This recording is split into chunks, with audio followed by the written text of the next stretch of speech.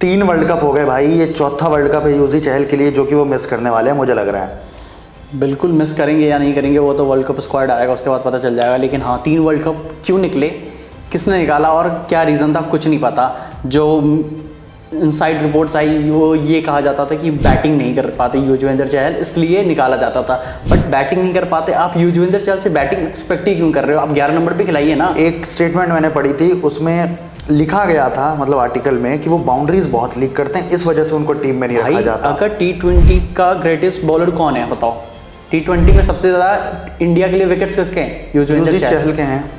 अगर वो मतलब अवेलेबल है और वो टीम में नहीं है तो इससे बड़ा क्या हो सकता है? चिन्नास्वामी में मैं आपको बता दूं, थोड़ा सा पास्ट में चलते हैं। चिन्नास्वामी में खेले ये ऑलमोस्ट कितने 6-7-8 साल तो खेले ही हैं और वहाँ पे ये लीडिंग विकेट टेकर है चिन्नास्वामी के ग्राउंड में। आज भी आरसीबी की तरफ से अगर किसी गेंदबाज ने सबसे ज़्यादा विकेट लिए हैं, आरसीबी का एक ही गेंदबाज पूरे स्पैन में वो सक्सेसफुल हो पाए, वो युजवेंद्र चहल है और आप उसी को लेके नहीं जा रहे। T20 में मतलब भाई बैट्समैन ग्लेन मैक्सवेल को तो बिल्कुल जब आते तब विकेट लेके जाते हैं। वो तो भाई अपने जैसे बैट्समैन होता है अपने हिसाब से बॉलर्स को चलाता है जब फॉर्म में होता है, वैसे ये गेंदबाज अपने हिसाब से बैट्समैन को नचवाता है। T20 में होता है, T20 में कोई नहीं बचा। क्या बुमराह नहीं बैठते हैं या फिर कोई शामी नहीं बैठते या फिर हार्दिक पांड्या नहीं बैठते या जडेजा नहीं बैठते, सब बैठता है भाई। आयुष, हमने देखा है भाई इंडिया ऑस्ट्रेलिया का जब मैच होता है ना, जब विराट कोहली कप्तान थे, विराट कोहली बचा के रखते थे कि भाई युजवेंद्र चहल, युजवेंद्र तू बचा रहेगा तो तब आएगा जबकि मैक्सवेल आएगा बैटिंग करने, जब फिंच आएगा बैटिंग करने, जब जो उनके पिंच हिटर्स है वो आएंगे बैटिंग करने, क्योंकि उनको पता है चहल आउट कर देगा, ये छक्के खाने से डरता नहीं है। 2 छक्के खाएगा, तीसरे छक्के मारने के चक्कर में आउट हो जाएंगे। एग्जैक्टली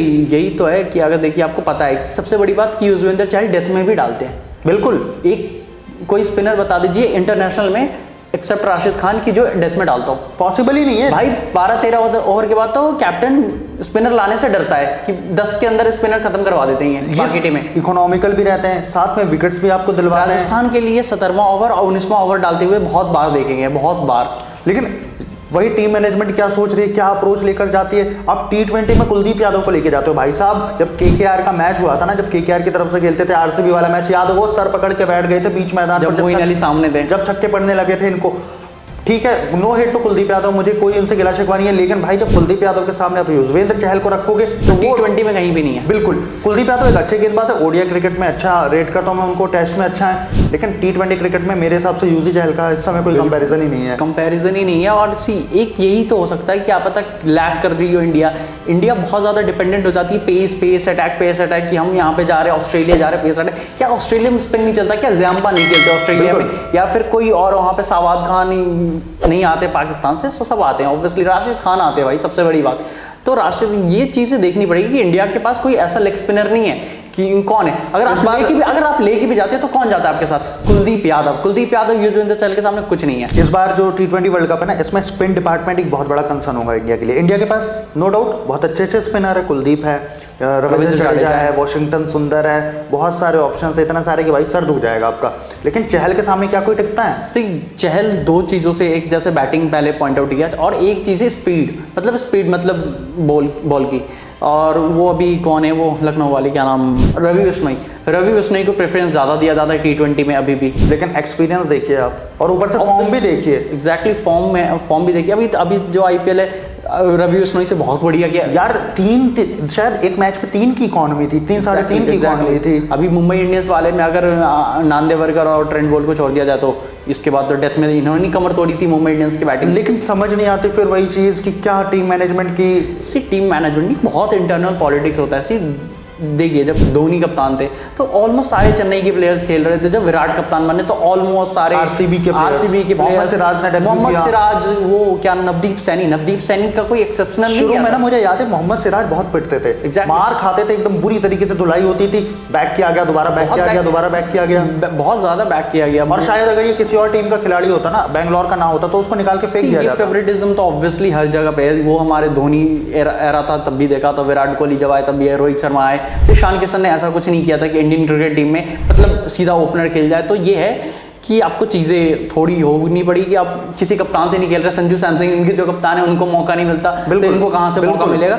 लेकिन मौका मिलना चाहिए, ये चीज़ें देखना, ये थोड़ा सा आगे बढ़ना चाहिए पॉलिटिक्स को साइड में, और थोड़ा देखना चाहिए, परफॉर्मेंस देखना चाहिए। और युजवेंद्र चहल देखिए, एक बार बात होती है कि चलिए हम देख लेते कोई और प्लेयर है, कोई यंगस्टर है, कि थोड़ा लेफ्ट आउट भी कर देते, लेकिन युजवेंद्र चहल एक कंसिस्टेंट परफॉर्मर रहे और स्टार परफॉर्मर है भाई। बिल्कुल 2019 के वर्ल्ड कप में उनको खिलाया गया, 12 विकेट्स उन्होंने वहां पर निकाली थी, फिर उसके बाद बिना किसी वजह के उनको 3 वर्ल्ड कप से रेस्ट करा दिया गया। इसके बदले में ये बंदा सामने आकर इसने कोई विद्रोह नहीं छेड़ दिया, इसने सिर्फ एक स्टेटमेंट दिया कि भाई अब मैं तो यूज्ड टू हो चुका हूँ, मुझे कोई दिक्कत नहीं है। सी वो ये उनके हाथ में भी नहीं है, तो वो यही कर सकते हैं। और एटलीस्ट अब इनका करियर बहुत बचा हुआ, तो स्टेटमेंट आप दे नहीं सकते, आप बिल्कुल कांट गो अगेंस्ट BCCI। तो ये चीज़ें हैं। लेकिन अगर मुझे लगता है कि इस साल उनको अगर नहीं लिया जाता है ना इस बार T20 वर्ल्ड कप में, तो इंडिया के लिए कहीं पे बैक देने के लिए तैयार रहना पड़ेगा इंडिया को। इंडिया ने ऑलरेडी कोई बढ़िया तो किया नहीं वर्ल्ड कप में। लास्ट वर्ल्ड कप बढ़िया था, फाइनल आ रहे अनफॉर्चुनेटली था, बट ठीक है, उसके 2 वर्ल्ड कप दे जाते इंडिया को बहुत बढ़िया, क्योंकि एक्स फैक्टर गेंदबाज है, ये मैच को अकेले पलटने का दम रखते हैं। बिल्कुल, जिस दिन हो सकता है। आप सबसे बड़ी बात कि बुमराह के बाद अगर कोई वो चाहिए ना रोहित को कि मतलब विकेट ला के दे, तो ये वो बॉलर हो। T20 में हैट्रिक ली हुई है भाई ने। एग्जैक्टली, बहुत बड़ी बात है। अब इस लेवल के आप गेंदबाज को इतना कैलिबर, इसको आप बेंच पे बैठाते हो, आप बेंच पे भी नहीं बैठाते, टीम में नहीं रखते ना, बेंच पे तो बहुत दूर की बात है। तो मुझे लग रहा है, क्या लगता है तुमको, स्क्वाड में इंक्लूजन शायद हाँ, क्योंकि देख ले 3 वर्ल्ड कप हो चुका युजवेंद्र चहल, बट अगर ये नहीं तो शायद रवि बिश्नोई आएंगे, लेकिन चांसेस पूछे तो 30% चांसेस ही, 70%, क्योंकि खेले नहीं है अभी T20 वर्ल्ड कप में। रवि बिश्नोई खेल रहे थे, तो माइट बी नॉट, मतलब कि टीम मैनेजमेंट के दिमाग में इस समय रवि बिश्नोई चल रहे हैं, उनको रवि बिश्नोई, या फिर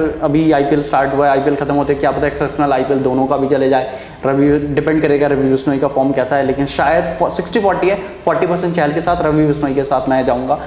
मतलब जाना चाहिए, बट टीम मैनेजमेंट की सोचती है, BCCI जैसे मतलब रिएक्ट कर रही है, जो एक्ट कर रही है, उस हिसाब से ये ठीक है। तो अब लोग से पूछ लेते हैं, फैंस से, आपको क्या लगता है, मतलब जाएंगे चहल इस बार वर्ल्ड कप में? आप अपनी राय कमेंट करके बताइए, और ऐसी और तमाम वीडियोस के लिए सब्सक्राइब करें चैनल को।